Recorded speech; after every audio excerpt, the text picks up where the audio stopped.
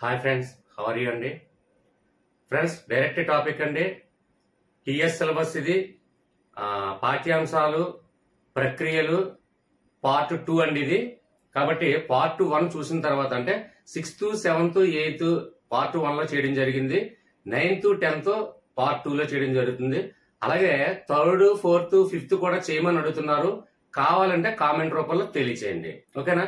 ఇక డైరెక్ట్ పాయింట్కి వెళ్లే ముందు ఒకే ఒక విషయం చెప్తాను ఫ్రెండ్స్.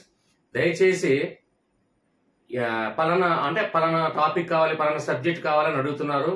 ఎవరికి ఏ సబ్జెక్టులు కావాలో అన్ని సబ్జెక్టులు ఏవైతే నేను సబ్జెక్టులు ఇందులో పెట్టడం జరిగిందో, కాబట్టి నా వీడియో చూస్తున్నప్పుడు ఇక్కడ మోర్ అనే ఆప్షన్ ఉంటుంది చూడండి. మోర్ దగ్గర క్లిక్ చేస్తే జస్ట్ లెఫ్ట్ సైడ్ ఇక్కడ నా వీడియోస్ మొత్తం ఉంటాయి.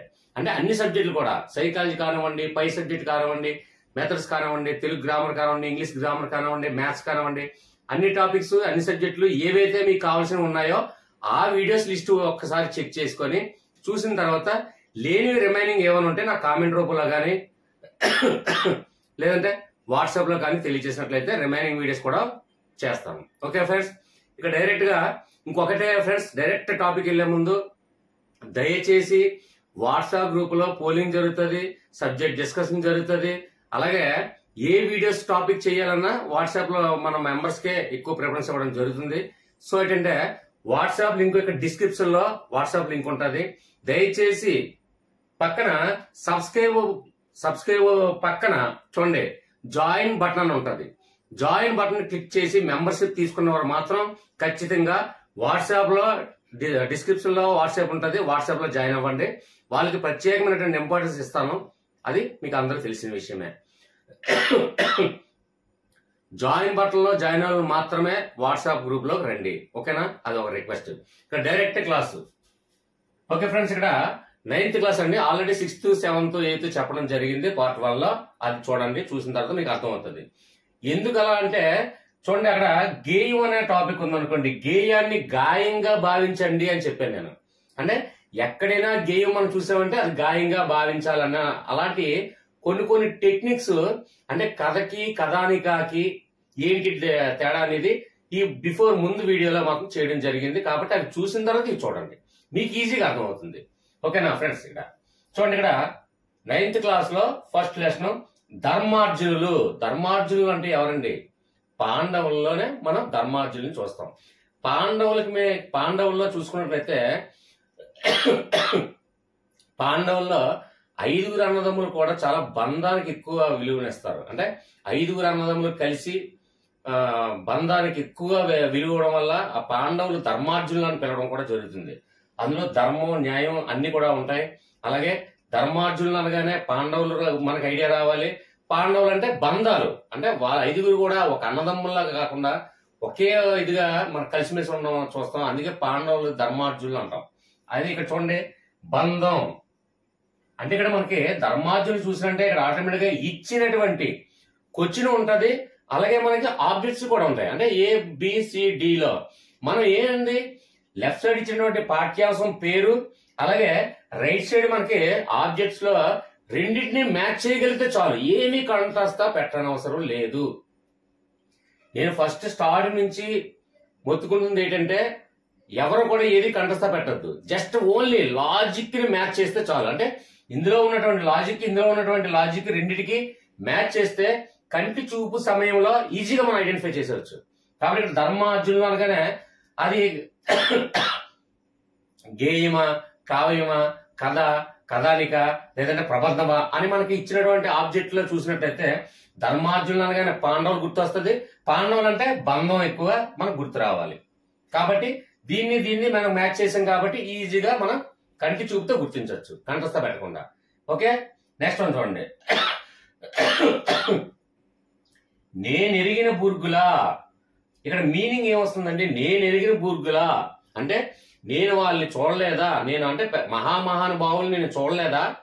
మహానుభావులు అంటే మహాత్మా గాంధీ కావచ్చు, అంబేద్కర్ కావచ్చు. నేను ఎరిగిన బూర్గులా అంటే నేను ఎవరిని అంట అలాంటి మహానుభావులు నేను ఎవరిని చూడలేదా అని మీరు భావించండి.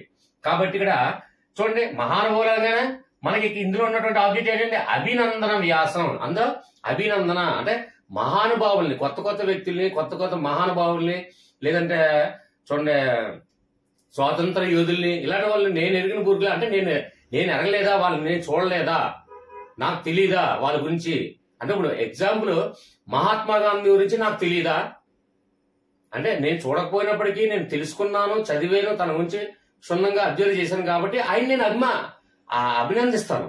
మహాత్మా గాంధీ కానివ్వండి, అంబేద్కర్ గారిని కానివ్వండి, సుభాష్ చంద్రబోస్ కానివ్వండి,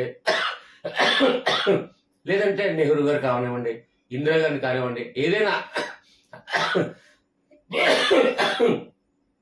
కాబట్టి ఇక్కడ మనం చూసినట్టే నేను ఎరిగిన బూర్గులా అంటే నేను ఎరగలేదా అంటే నేను చూడలేదా, నేను తెలుసుకోలేదా అంటే ఒక మహాత్మా గాంధీ ఇలాంటి మహానుభావులు అందరినీ కూడా నేను చూశాను, వాళ్ళని అభినందిస్తూనే ఉంటాను.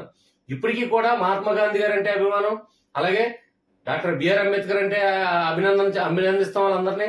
కాబట్టి ఇక్కడ అభినందన అనేది చూసుకున్నట్లయితే ఇది మనకి కాన్సెప్ట్ మనకు గుర్తు రావాలి. అంటే లాజిక్ గుర్తొస్తే ఆటోమేటిక్ గా రెండింటికి మ్యాచ్ చేయొచ్చని ఈజీగా నేను చెప్తున్నాను. ఓకేనా, అర్థమైందని భావిస్తున్నాను. నెక్స్ట్ చూడండి, వలస కూలీ. వలస కూలీలు అంటే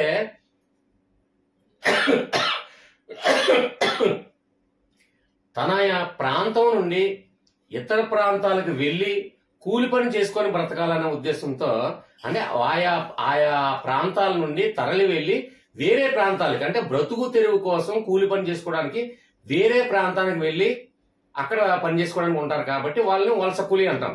సో ఇక్కడ వలస కూలీలు ఏంటంటే ఎందువల్ల అంటే వాళ్ళకి గాయం అయిందండి. అంటే ఆయా ప్రాంతంలో పంటలు లేవు, నీరు లేదు, లేదంటే వృత్తులు లేవు, పనులు లేవు, కాబట్టి అక్కడ జరగట్లేదు. కాబట్టి వేరే ప్రాంతాలకి వలస కూలీ వెళ్ళి వలస ప్రాంతానికి వెళ్ళి అక్కడ బ్రతుకు తెరువు కోసం చూస్తారు. కాబట్టి దేనికి వెళ్తారండి వలస కూలీ? ఆయా ప్రాంతంలో పుష్టిగా ఆహారం దొరికి, గృహాలుండి ఆహారం దొరికి, నెక్స్ట్ అంటే పరిశ్రమలు, లేదంటే పాడి పంటలు, లేదంటే వ్యవసాయం అన్ని సమృద్ధిగా ఉన్నట్లయితే వేరే ప్రాంతానికి ఎందుకు వెళ్తారు వలస కూలీలు? వెళ్ళరు కదా. కాబట్టి వాళ్ళు గాయం పడ్డారు. కాబట్టి గేయం అనగానే మనకి ఏం గుర్తు రావాలండి? గాయం. గేయం ఎక్కడ చూసినా గాయం అంటే వలస కూలీలు గాయం పడ్డం వల్ల. గాయం అంటే ఇక్కడ దెబ్బ తగలడం కాదండి. అంటే వాళ్ళకి గాయం జరిగింది అంటే వాళ్ళు అక్కడ ఆయా ప్రాంతాల్లో బ్రతుకు తెరువు లేనందువలన గాయం అయింది కాబట్టి వేరే ప్రాంతాలకి వలస కూలీగా వెళ్తున్నారు అని చిన్న లాజిక్ తెలిస్తే చాలు. ఇది ఇయర్ ఫోన్ పెట్టుకుని 2 సార్లు వినండి, ఖచ్చితంగా కనీసం ఒక పెన్ను పేపర్ కూడా యూజ్ చేయని అవసరం లేదు మీరు. అది మాత్రం గుర్తుపెట్టుకోండి. ఎప్పుడు కూడా అది ప్రక్రియలు కానివ్వండి, ఇతరుతాలు కానివ్వండి, ఏదైనా నేను చెప్పింది ప్రతిదీ కూడా కంటి చూపు సెకండ్ తోనే ఈజీగా లాజిక్ క్యాచ్ చేయగలిగితే ఈజీగా మనం పెట్టచ్చు. ఓకే ఫ్రెండ్స్, నెక్స్ట్ వన్ చూడండి. ఇక్కడ రంగాచార్యతో ముఖాముఖి. ముఖాముఖి అంటే ఏంటండి? Face to face. అంటే ఫేస్ టు ఫేస్ ఎవరు చదువుతుంది? ఆటోమేటిక్ ఇందులోనే ఆన్సర్ ఉంది. ముఖాముఖి. రంగాచార్య గారితో ముఖాముఖి అంటే ఆయనతో మనం ఫేస్ టు ఫేస్ ఏం మాట్లాడతాం? ఇంటర్వ్యూ చేస్తాం. కాబట్టి ఇందులో మనకి పెద్ద లాజిక్ అవసరం లేదని నేను భావిస్తున్నాను. ఓకేనా ఫ్రెండ్స్, కంటిన్యూ.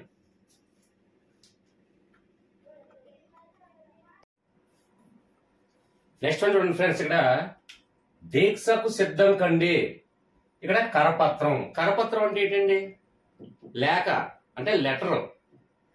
అంటే దీక్షకు సిద్ధం కండి అని ఎవరికైనా మనం ఒక లేఖ రూపంలో, అంటే ఇప్పుడంటే టెక్నాలజీ పెరిగి ఒక ఫోన్లు ఇవన్నీ వచ్చాయి. ఒకప్పుడు ఏంటంటే దీక్షకు సిద్ధం కండి అని చెప్పి ఒక లెటర్ రాసి ఒక లేఖ రూపంలో రెడీగా మనం పంపించేవాళ్ళమే. కాబట్టి ఇక్కడ కరపత్రం అనగానే లెటర్, లేఖ. ఇక్కడ దీక్షకు సిద్ధం కండి అని రెడీ అవ్వండి అని ఒక లేఖ రూపంలో ఆయా గ్రామాలకి ఆయా ప్రాంతాలకి డిస్ట్రిబ్యూట్ చేయడం జరిగేది ఒకప్పుడు. అంటే ఎగ్జాంపుల్ స్వాతంత్ర సమరయోధుల కాలంలో కానివ్వండి, ఏదైనా మరి ఇప్పుడు ఎగ్జాంపుల్ స్వతంత్ర సమరయోధుల కాలంలో అప్పుడు దీక్షకు సిద్ధంగా ఉండండి ఆయా ప్రాంతాలకి ఆయా గ్రామాలకి కరపత్రాల ద్వారా అంటే విషయాన్ని చేరవేయడం జరిగేది. ఓకే ఫ్రెండ్స్, నెక్స్ట్ వన్ చూడండి. ఇక్కడ చెలిమి. చెలిమి అంటే ఏంటి? స్నేహం కదా. ఇక్కడ చూడండి అచ్చ తెలుగు కావ్యం అని ఉంది. ఇవన్నీ మనకు అనవసరం అండి. ఇందులో ఉన్నటువంటి లాజిక్, ఇందులో ఉన్నటువంటి మ్యాజిక్ రెండు మ్యాచ్ చేయాలి అంతే. అదే మన టార్గెట్. కాబట్టి ఇక్కడ చెలిమి అంటే స్నేహం అని తెలుసు. ఇక్కడ తెలుగు ఉంది చూడండి. ఆంధ్రప్రదేశ్, తెలంగాణ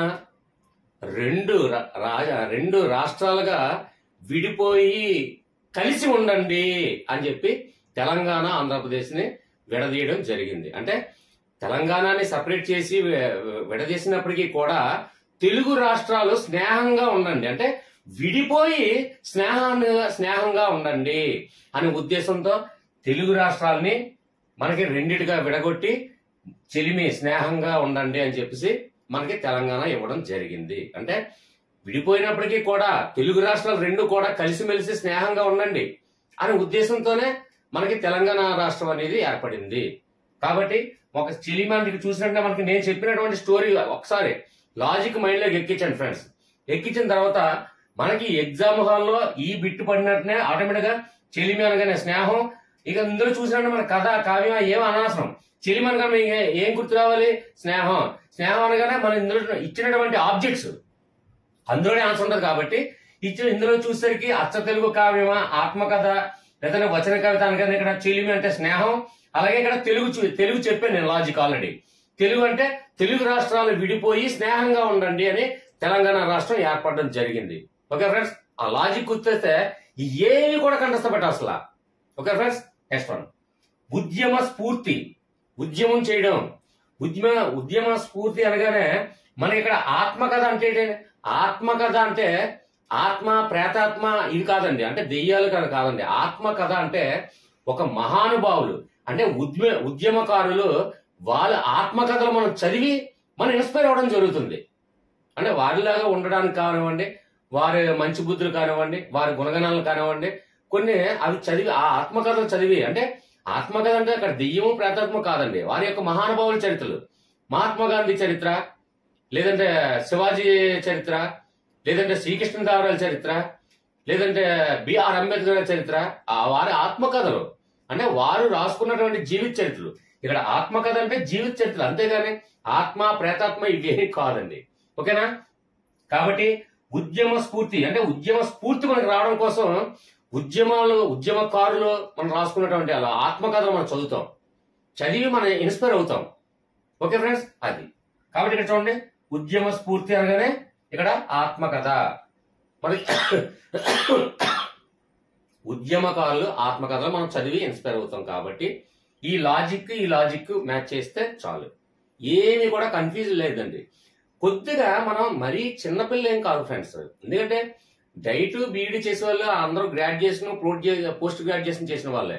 నేను ఎక్కువగా ఎందుకు ఎక్స్ప్లెనేషన్ ఇస్తానంటే 100 మంది విద్యార్థులు 100 మంది ఒకేలా ఆలోచించరండి. కొందరు ఫాస్ట్ గా ఆలోచిస్తారు. అంటే ఎగ్జాంపుల్ మ్యాథ్స్ చేసిన వాళ్ళకి మైండ్ రేట్లో కొంచెం ఫాస్ట్ గా ఉంటుంది. కొందరు ఆర్ట్స్ స్టూడెంట్స్ లేదంటే సైన్స్ స్టూడెంట్ వాళ్ళకి కొద్దిగా ఇబ్బందిగా అనిపించవచ్చు. అంటే కొన్ని లాజిక్స్ తెలియపోవచ్చు, దానికి అర్థం తెలియపోవచ్చు. మ్యాథ్స్ వచ్చిన వాళ్ళు అలాగని మ్యాథ్స్ ఫాస్ట్ మైండ్ అని కాదు అక్కడ అర్థం. అంటే మ్యాథ్స్ వచ్చిన వాళ్ళకి సైన్స్ రాదు, సైన్స్ వచ్చిన వాళ్ళకి సోషల్ రాదు. అలాగా ఎవరి టాలెంట్ వాళ్ళది. కాకపోతే ఏంటంటే అందరికీ కూడా అర్థం అవ్వాలనే ఉద్దేశంతో ఎక్కువ ఎక్స్ప్లెనేషన్ ఇవ్వడానికి ట్రై చేస్తున్నాను అంతే, అంతేగాని కాలయాపన చేయాలనే ఉద్దేశం కాదు. నెక్స్ట్ వన్ చూడండి, ఇక్కడ వచన కవిత. వచన కవిత అంటే నేను ఫస్ట్ ముందు వీడియోలో చెప్పడం జరిగింది. వచన అంటే లయబద్ధంగా అని అర్థం. ఒక కవిత ఉంది అంటే వచన కవిత అంటే ఇక్కడ వచన అంటే కొందరు తెలియపోవచ్చు అండి. ఎందుకంటే మ్యాథ్స్ స్టూడెంట్స్ ఉంటారు, వాళ్ళు తెలియపోవచ్చు. లేదంటే ఆర్ట్స్ స్టూడెంట్స్ ఉంటారు, వాళ్ళు తెలియపోవచ్చు. 100 మందిలో 10 మందికే తెలిసి ఉండొచ్చు, మరి మిగిలిన 90 మందికి తెలియదు కాదనే ఉద్దేశంతో ఎక్కువ ఎక్స్ప్లెనేషన్ ఇస్తున్నాను. వచన అంటే లయబద్ధంగా అని అర్థం అండి. కాబట్టి లయబద్ధంగా కవిత అంటే ఏదైనా ఒక పాట కానివ్వండి, ఒక పద్యం కానివ్వండి, ఏదైనా ఒక గేయం కానివ్వండి, ఏదైనా ఒక లయబద్ధంగా ఏర్పడడానికే వచన కవిత అంటాం. వచన అంటే లయబద్ధంగా. లయబద్ధంగా అంటే మనం పాట పాడేటప్పుడు చూడండి, కోరస్, ఆ కోరస్ కూడా ఇష్టం వచ్చినట్టుగా కోరస్ పాడరండి, వాళ్ళు కూడా లయబద్ధంగానే కోరస్ ఇస్తారు. ఆ పాటకి అందాన్ని చేకూరుస్తారు. అంటే లయబద్ధంగా అందాన్ని చేకూర్చడానికి ఎవరండి? కోరస్. అంటే ఒక వ్యక్తి పాడుతున్నప్పుడు వెనకాతల కోరస్ కూడా లయబద్ధంగా పాడాలి, అంతేగాని ఒక సింగర్ ఒక్కడే లయబద్ధంగా పాడటం కుదరదండి. కోరస్ కూడా లయబద్ధంగా ఉంటేనే ఆ పాటకి సంపూర్ణమైనటువంటి అందం చేకూరుతుంది. ఓకే ఫ్రెండ్స్, అర్థమైందనే భావిస్తాను. వచన కవిత అంటే అది అర్థమైందనే భావిస్తాను. ఓకేనా ఫ్రెండ్స్, ఇక్కడ కోరస్ అంటే మనకు తెలుసు, పాట పాడినప్పుడు వెనకాల బ్యాక్గ్రౌండ్ సింగర్స్ ఉంటారు కదా, వాళ్ళు కోరస్ అంటాం. వాళ్ళు కూడా లయబద్ధంగా పాడాలి. ఇంక సింపుల్, ఇది ఏమైనా కంఠస్థ పెట్టాలా ఫ్రెండ్స్? కోరస్ అనే పాఠ్యాంశము అలాగే వచన కవిత అనే ప్రక్రియ అనే కంఠస్థ పెట్టి చదవాలా? అవసరం లేదు మనకి. జస్ట్ అందులో ఉన్నటువంటి చిన్న లాజిక్ గ్రహించండి. ఓకే ఫ్రెండ్స్, అందరూ టాలెంటెడ్ పర్సన్సే, అందరూ గ్రాడ్యుయేషన్ పోస్ట్ గ్రాడ్యుయేషన్ వాళ్ళే. కాబట్టి కొంచెం చిన్నది ఆలోచించి మైండ్ లో పెట్టగలిగితే నాకు ఎందుకు రాదు, ఎందుకు లాజిక్ తెలుసుకోలేను అని ఆలోచించండి. ముందు ఫస్ట్ మిమ్మల్ని మీరు నమ్మండి. ఎందుకు చేయలేం, ఈ లాజిక్ ఎందుకు మర్చిపోతాం? ఇప్పుడు ఎగ్జాంపుల్ మన గ్రూప్ లో, వాట్సాప్ గ్రూప్ లో చాలా మంది ముఖ్యంగా మహిళలు ఉన్నారు. అంటే చిన్నపిల్లల వాళ్ళ చదువుకోవడానికి ఇబ్బంది అవుతుంది, అంటే చదువుకోవడానికి టైం లేని వాళ్ళు కూడా కొందరు ఉన్నారు. అత్తమామయ్యలు, ఇంట్లో పిల్లలు, వీళ్ళందరికీ వాళ్ళు ఏం చేయాలి? Just year phone పెట్టుకోనండి. 2 సార్లు నేను చెప్పినా చూడండి, కొంతమంది నెగిటివ్ కామెంట్స్ ఇస్తారు. బోర్ కొడుతుంది సార్, లేదంటే సుత్తు కొడుతున్నారు, లేదంటే లాగ్ ఎక్కువ చేస్తారు అంటారు కదా. 2 సార్లు వినండి నేను చెప్పింది. ఆ లాజిక్ ఎందుకు గుర్తురాదు ఎగ్జామ్ హాల్లో? డెఫినెట్ గా ఎగ్జామ్ హాల్లో గుర్తొస్తుంది. ఓకే ఫ్రెండ్, ఇయర్ ఫోన్ పెట్టుకొని వంట చేస్తూ వినండి. ఇదే వీడియోని ఇయర్ ఫోన్ పెట్టుకొని వంట చేస్తూ వినండి. అప్పుడు నేను చెప్పిన కోరస్, ఈ వచన కవిత, సార్ ఏదో నా కోసం ఏదో కొంచెం కష్టపడి ఆర్గ్యూ చేసినా సరే కొంచెం లాజిక్ చెప్పారు కదా,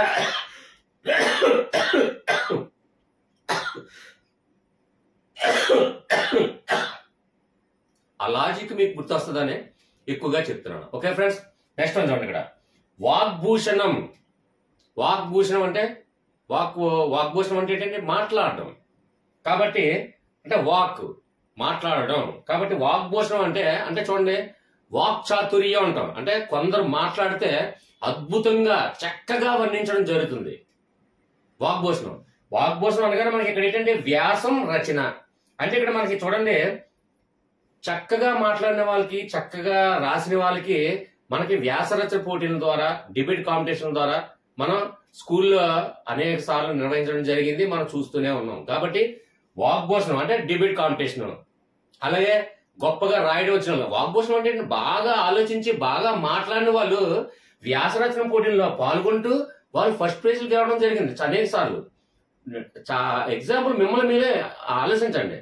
నేను చాలా చక్కగా మాట్లాడగలను, నేను చక్కగా రాయగలను అనుకునే వాళ్ళు ఎవరైనా ఉంటే ఖచ్చితంగా వ్యాసం రచన అంటే వ్యాసరచన పోటీల్లో మనం పాల్గొంటాము.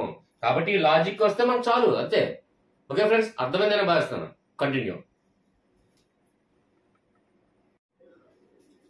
నెక్స్ట్ అంటే ఫ్రెండ్స్, ఇక్కడ వాయసం పాఠ్యాంశం. ప్రక్రియ ఏంటంటే ఆధునిక పద్యం.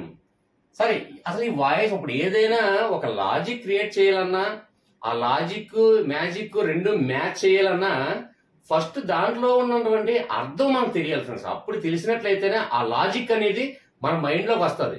లేదంటే అర్థం తెలియలేదు అనుకోండి, అది మైండ్ లో లాజిక్ రాదు. సో ఇక్కడ వాయిస్ అంటే ఏంటి కొంతమంది తెలుసా, కొంతమందికి తెలియదా. కాబట్టి ప్రతి దానికి ఎక్స్ప్లెనేషన్ ఇస్తూనే మీకు లాజిక్ కూడా చెప్తా. వాయిస్ అంటే సంస్కృతంలో కాకి అండి. ఏ భాషలో అండి?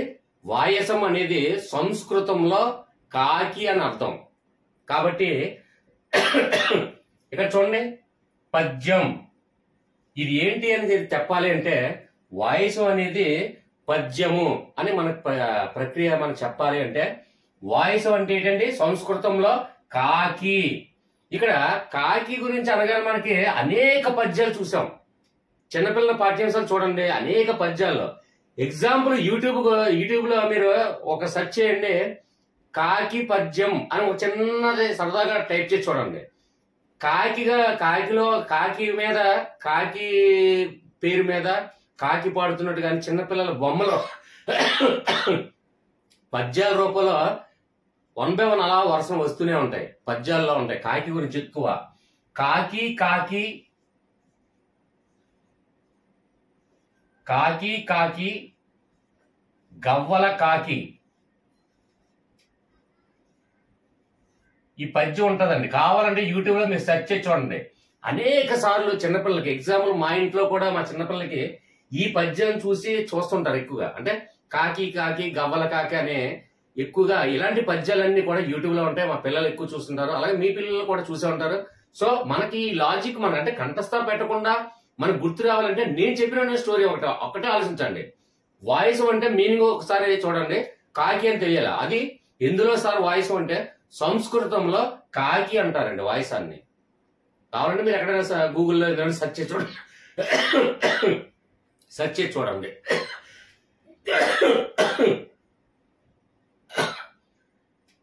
కఫ్ చాలా వరకు కొద్దిగా పర్వాలేదు, తగ్గింది.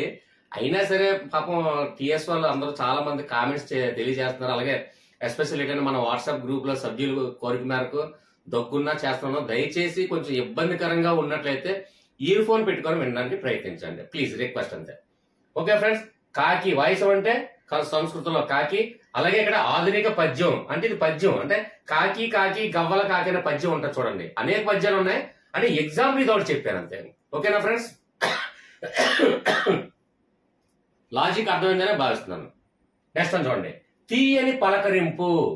సారీ, ఆల్రెడీ కథకి కథానికకి ఏంటి తేడా అనేది బిఫోర్ వీడియోలో చేయడం జరిగింది.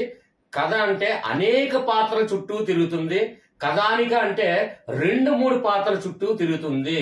అదే చిన్న డిఫరెన్స్ మీరు గ్రహించినట్లయితే ప్రతిదానికి అంటే కథానిక కానీ మనం ఏదైనా ఒక చిన్న టాపిక్ అంటే ఇందులో ఉన్నటువంటి పాఠ్యాంశాలన్నీ ప్రక్రియలు మనం చెప్పగలుగుతున్నాం. కానీ ఇందులో లేని పాఠ్యాంశాలు కూడా ఇచ్చినప్పటికీ కూడా చిన్న ఆలోచిస్తే మైండ్ సెట్ పెడితే అంటే ఎగ్జాంపుల్ కథకి కథానికకి ఉన్నటువంటి వ్యత్యాసం మనకు తెలిసినట్లయితే నీ ఇష్టం వచ్చిన ఏ రాష్ట్రంలో ఉన్నటువంటి పాఠ్యాంశం పేరు తీసుకొచ్చి మనకు పెట్టినా ఈజీగా అది కథానిక అని చెప్పచ్చు మనం. ఎందుకంటే అందులో ఉన్నటువంటి అంటే ఎగ్జాంపుల్ ఏం లేదు, కథకి కథానికకి ఏంటంటే తేడా. కథ అంటే అనేక పాత్రల చుట్టూ తిరుగుతుంది. అంటే ఎగ్జాంపుల్ ఒక సినిమా చూడండి, అనేక పాత్రల చుట్టూ తిరుగుతుంది. అదే సినిమాలో కథానికకి ఏంటంటే తేడా, లేడీ ఓరియంటెడ్ మూవీస్ ఉంటాయి. ఎగ్జాంపుల్ 2-3 పాత్రల చుట్టూ, ఇప్పుడు హర్రర్ మూవీస్ ఉంటాయి, అందులో 2-3 పాత్రల చుట్టూ అంటే హీరోయిన్ చుట్టూ ఏదైనా జరుగుతున్నటువంటి హీరోయిన్ తల్లి లేదా భర్త ఏదో సంథింగ్ అంటే ఒక 2-3 పాత్రల చుట్టూనే తిరుగుతుంటది. అది కథానిక అంటాం. కథకి అనేక పాత్రల చుట్టూ తిరుగుతాయి, అనేక కొన్ని వందల వేల మంది పాత్రలు ఉంటాయి అందులో. కానీ లేడీ ఓరియంటెడ్ మూవీస్ మనం చూసినట్లయితే అందులో 2-3 పాత్రల చుట్టే తిరుగుతుంటది, అది కథానిక. కాబట్టి ఇక్కడ తీయని పలకరింపు ఎప్పుడు కూడా కొన్ని లక్షల వేల కొన్ని కోట్ల మంది ప్రజలు ఉండొచ్చు, అయినప్పటికీ కూడా తీయని పలకరింపు ఎవరికి మనం ఒక 2-3 వ్యక్తులకో లేదా కొంతమంది వ్యక్తులతోనే మనం ఆ తీయని పలకరింపు మనం చేస్తాం. అంటే ఎగ్జాంపుల్ మన మనసుకి నచ్చిన వారితోనే తీయని పలకరింపు ఉంటది, అందరితో బయట ప్రపంచంతో మన సంబంధం లేదు కదా. కాబట్టి ఇది కథానిక అంటే కథానికని మనం ఈజీ చెప్పొచ్చు. తీయని పలకరింపు అంటే తీయని పలకరింపు నీకు ఎవరైతే బాగా నచ్చుతుందో, నువ్వు ఎవరినైనా ఇష్టపడతావో, నువ్వు ఎవరినైనా ప్రేమిస్తావో వారితో మాత్రమే తీయని పలకరింపు ఉంటుంది. అంటే ఎగ్జాంపుల్ మన కుటుంబ సభ్యులు కానివ్వండి, ఒక భర్త కానివ్వండి, ఒక భార్య కానివ్వండి, లేదంటే ఒక స్నేహితుడు కానివ్వండి, లేదంటే ఒక స్నేహితురాలు కానివ్వండి, లేదంటే ఒక ప్రేమికుడు కానివ్వండి, ఒక ప్రేమికురాలు కానివ్వండి. అంటే ఎగ్జాంపుల్ చెప్తున్నాను. ఒక 2-3 పాత్రలు అంటే 2-3 అంటే కొంతమందిని మాత్రమే అంటే మన ఆత్మీయంగా ప్రేమించిన వాళ్ళని మాత్రమే తీయని పలకరింపు అనేది ఉంటుంది.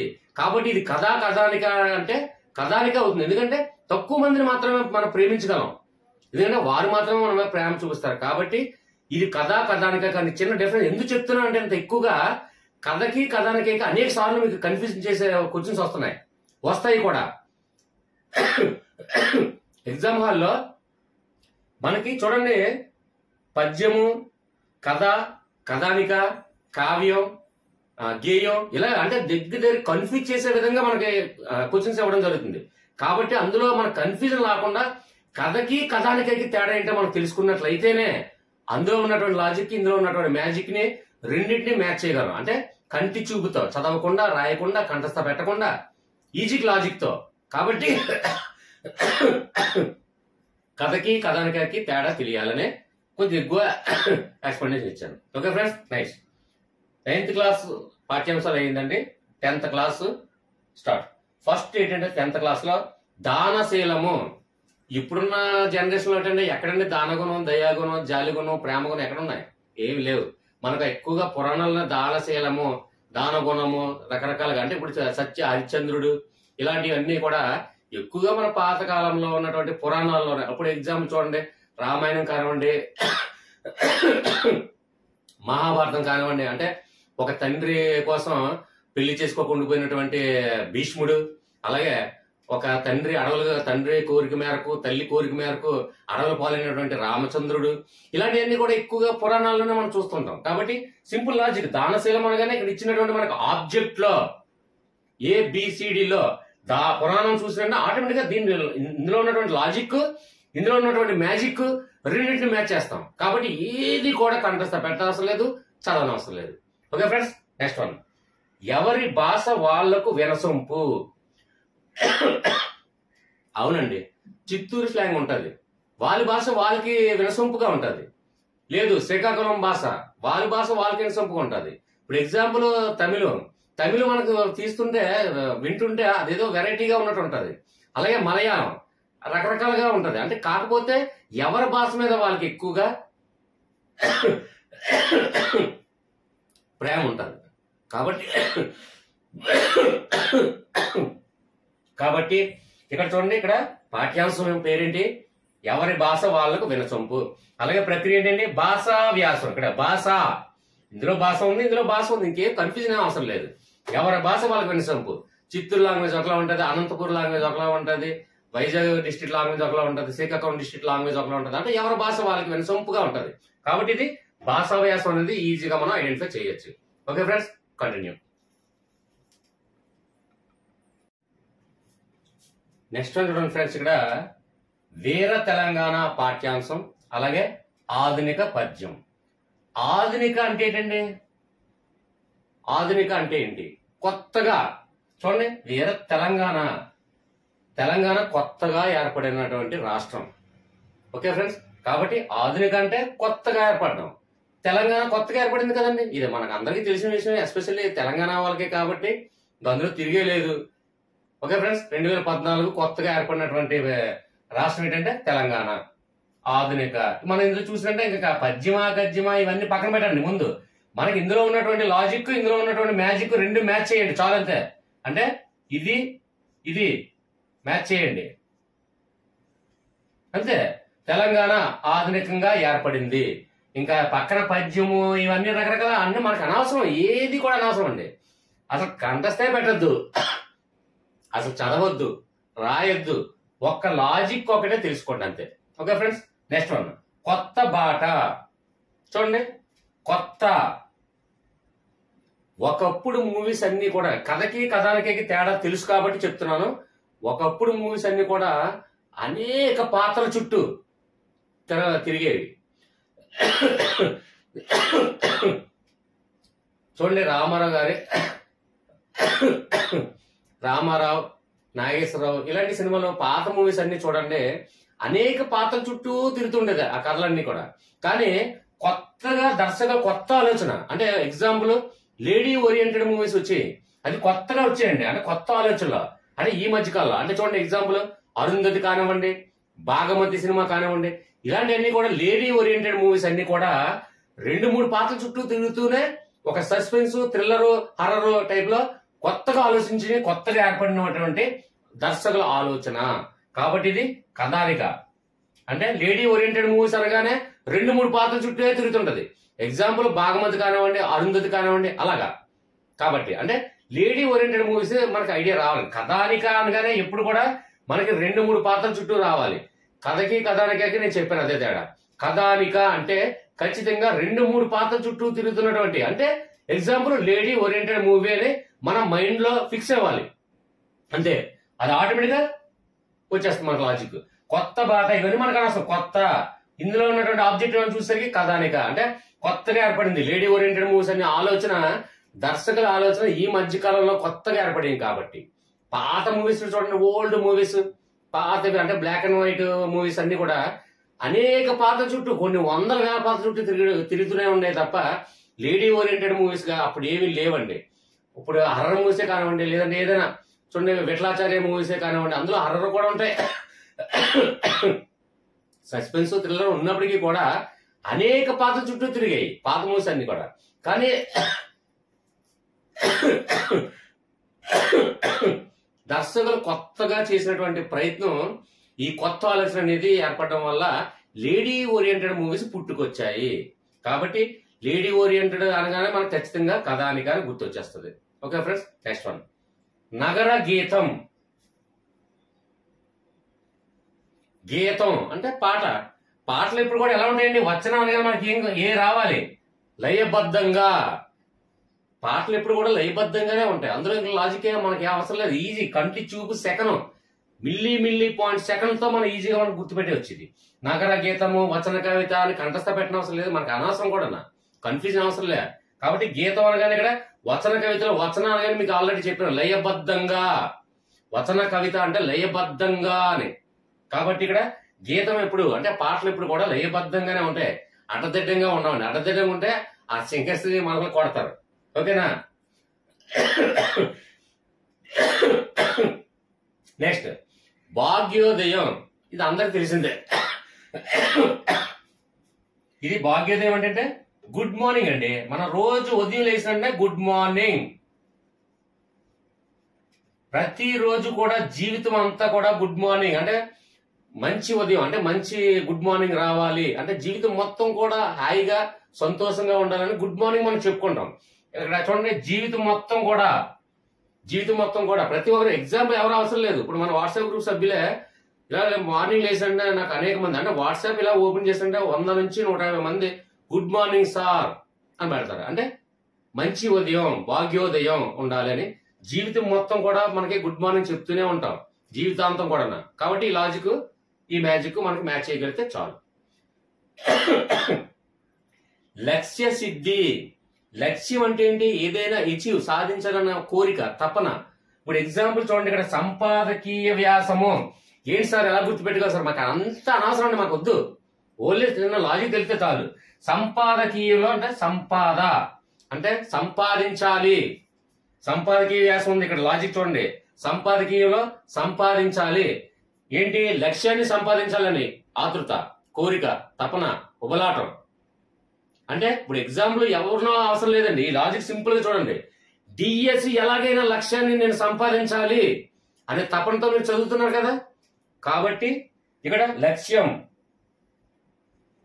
ఏదైతే లక్ష్యాన్ని సిద్ధించాలని కోరుకుంటున్నామో దాన్ని సంపాదించడం కోసం ఎంత కష్టపడైనా చదువుతాము. డిఎస్సి విజయం కోసం మీరు ఇప్పుడు పడుతున్నటువంటి తపన, కోరిక కూడా ఎలాగైనా లక్ష్యాన్ని సిద్ధించాలి అంటే లక్ష్యాన్ని నేను చేరుకోవాలని సంపాదించడానికే మీరు ప్రయత్నం చేస్తున్నారు. ఓకే ఫ్రెండ్స్, ఈ లాజిక్ ఈజీగా అర్థమైందని భావిస్తున్నాను. మిమ్మల్ని మీరు గుర్తుపెట్టుకుంటే చాలు, అంటే ఈ ఆటోమేటిక్ గా ఈజీగా ఈ లాజిక్, ఈ మ్యాజిక్ ఈజీగా మ్యాచ్ చేయండి, చాలా సింపుల్. ఇంక ఏ సంపాదకీయ వ్యాసము ఇవన్నీ మనకు అనవసరం అండి, మనకు అనవసరం, టైం వేస్ట్. నాకైతే వద్దు. కంటి చూపితే ఎలా చూస్తే చాలండి, లాజిక్ తెలిస్తే. Okay friends, continue. Okay friends, ఇక్కడ చూడండి, జీవన భాష్యం. గజల్ అంటే మనకు తెలుసండి, గజల్స్ అంటే ఇప్పుడు చూడండి గద్దర్ గారు కానివ్వండి, ఇలాంటి గజల్స్ లో చాలా ఇంపార్టెంట్ పర్సన్ అతను. గజల్స్ అంటే మన జీవన విధానంలో జరుగుతున్నటువంటి సమాజంలో ఉన్నటువంటి సమాజంలో జరుగుతున్నటువంటి అన్యాయాలు కానివ్వండి, అక్రమాలు కానివ్వండి, ఉత్తేజం తీసుకొచ్చి ఉద్యమకారులుగా మార్చి దాన్ని ఎలాగైనా సరే పాటల రూపంలో తెలియచేయడమే గజల్స్ అంటామండి మనం. అంటే ఇప్పుడు గద్దర్ గారు ఉన్నారు, తెలంగాణ వారు కాబట్టి ఖచ్చితంగా గద్దర్ గారికి కొత్తగా చెప్పనవసరం లేదు. గద్దర్ గారు గజల్స్ లో చాలా ఇంపార్టెంట్. అంటే సమాజంలో జరుగుతున్నటువంటి పరిస్థితుల్ని పాటల రూపంలో అందరికీ వినసొంపుగా చెప్పడమే ఈ గజల్స్ అని అంటామండి. కాబట్టి జీవన భాషలో జీవన అంటే జీవన విధానంలో జరుగుతున్నటువంటి మార్పులు, చేర్పులు ఇవన్నీ కూడా ప్రజలకు అర్థమయ్యే విధంగా గజల్స్ రూపంలో వినిపించడమే గద్దర్ గారి ప్రాముఖ్యత, ఇంపార్టెంట్. సో కాబట్టి ఇది ఈజీగా మనకి లాజిక్ అనేది గుర్తు వస్తుంది. నెక్స్ట్ ఇక్కడ గోలుకొండ పట్టణం. గోలుకొండ పట్టణం అనగానే ఇంకా ఆటోమేటిక్ మనకి చారిత్రక అని మనకి ఈజీగా తెలిసిపోతుంది. దీనికి లాజిక్ అవసరం లేదు, ఎందుకంటే చరిత్రలో జరుగుతున్నటువంటి ముఖ్యమైనటువంటి కట్టడాలు ఇవన్నీ కూడా. గోలుకొండ పట్టణం అంటే ఆటోమేటిక్ గా చారిత్రక, ఇది మనకి ఈజీ, లాజిక్ అవసరం. ఇక నెక్స్ట్ చూడండి, భూమిక అలాగే పీఠిక. ఇది 3 అక్షరాలు, ఇది 3 అక్షరాలు. అలాగే అక్షరాలు లెక్కపట్టుకొని నేను చెప్పట్లే, మనం ఉచ్చరిస్తున్నప్పుడు చదువుతున్నప్పుడు చూడండి, ఇక్కడ భూమిక పీఠిక, భూమిక పీఠిక, క అనే శబ్దం కూడా వస్తుంది. అలాగే భూమిక పీఠిక శబ్దం కూడా రెండు ఒకేలా ఉంది. కాబట్టి దీన్ని ఈజీగా, దీనికి లాజిక్కే అవసరం లేదు. జస్ట్ అలా మన అందులో చూసేసరికి భూమిక, ఇందులో చూసేసరికి ఆబ్జెక్ట్ లో పీఠిక, భూమిక పీఠిక ఈజీగా మ్యాచ్ చేస్తారు. ఓకే ఫ్రెండ్స్, అర్థమైందని భావిస్తున్నాను. ఫ్రెండ్స్, ఇంకొక విషయం ఏంటంటే, ఈ వీడియో చూస్తున్నప్పుడు ఇక్కడ సబ్స్క్రైబ్ దగ్గర పక్కన జాయిన్ బటన్ ఉంటుంది. జాయిన్ బటన్ క్లిక్ చేస్తే 59 RS ఓన్లీ. సార్ ఆ మెంబర్షిప్ తీసుకోవడం వల్ల ఇంపార్టెంట్ ఏంటంటే, మెంబర్షిప్ తీసుకున్న వాళ్ళకి ఎందుకు నేను మెంబర్షిప్ పెట్టడం జరిగింది అంటే, కొంతమంది వాట్సాప్ గ్రూప్ లో జాయిన్ అవుతారు, వస్తారో వెళ్ళిపోతారు. అలాగే అనేక మంది కొన్ని వందల వేల మంది ఫుల్ఫిల్ అయిపోయి నాకు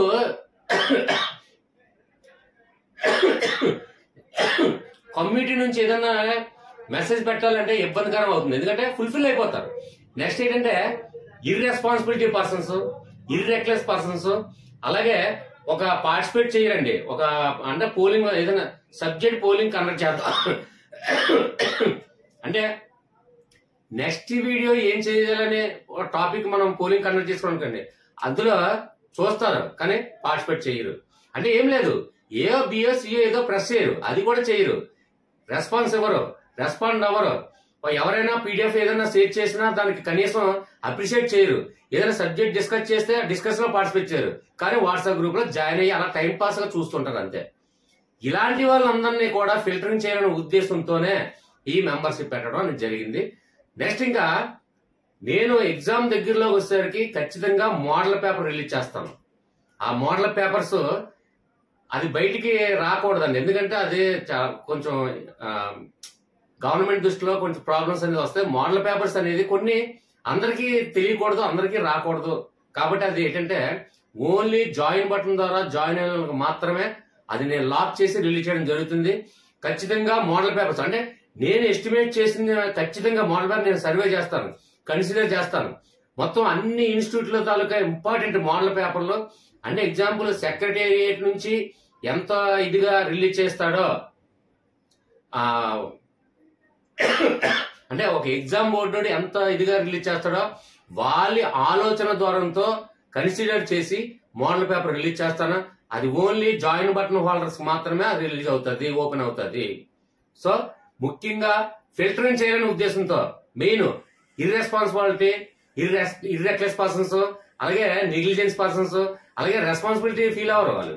అంటే ఇంత కష్టపడి వీడియో చేసినా అట్లీస్ట్ కొంచెం ఇందులో పార్టిసిపేట్ చేద్దాం, ఇందులో సబ్జెక్ట్ లో డిస్కస్ చేద్దాం అనే వాళ్ళు ఎవరు చాలా మంది ఫిల్టరింగ్ వెళ్ళిపోవాలనే ఉద్దేశంతోనే ఓన్లీ జాయిన్ బటన్ ద్వారా జాయిన్ అవ్వాలి మాత్రమే నా వాట్సాప్ గ్రూప్ లో చేరండి. మిగిలిన వాళ్ళు కూడా రిమూవ్ అయిపోండి, ఓకేనా.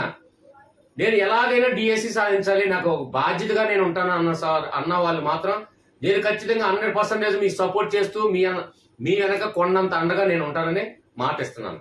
ఓకే ఫ్రెండ్స్, దయచేసి సబ్స్క్రైబ్ చేయండి, అలాగే జాయిన్ బటన్ ద్వారా క్లిక్ చేయండి, అలాగే లైక్ చేయడం మాత్రం మర్చిపోకండి. ఎందుకంటే లైక్ చేస్తే 10 మందికి రికమెండ్ అవుతుంది వీడియో. ఎక్కువ మంది లైక్లు వచ్చింది అనుకోండి 10 మంది రికమెండ్ అవుతుంది. వాట్సాప్ గ్రూప్ లో మెంబర్స్ అలాగా లైక్ చేస్తారు, ఎందుకంటే మన ఫ్రెండ్స్ మన కుటుంబ సభ్యుల్లో మనం ఉంటాం కాబట్టి నన్ను ఎలాగా లైక్ చేస్తారు వాట్సాప్ గ్రూప్ లో. మిగిలిన వాళ్ళు కూడా దయచేసి మీరు లైక్ చేసి ఈ వీడియో 10 మందికి రికమెండ్ అయ్యే విధంగా సపోర్ట్ చేస్తారని ఆశిస్తూ, నెక్స్ట్ ఫ్రెండ్స్ ఒకటే 3rd class 4th class 5th class కూడా చెయ్యాలా వద్దా అది కామెంట్ రూపంలో తెలియచేయండి, మన వాట్సాప్ గ్రూప్ లో తెలియచేయండి, ఓకేనా. కామెంట్ లో తెలియచేయండి, వాట్సాప్ గ్రూప్ లో కూడా తెలియచేయండి ప్లీజ్, అది ఒకటే రిక్వెస్ట్. ఓకే, చెయ్యమంటే చేస్తాను, లేదంటే వేరే టాపిక్ వెళ్ళిపోమంటే వేరే టాపిక్ వెళ్తాను, ఏదైనా మీ ఇష్టం. Until then bye sir. Okay bye.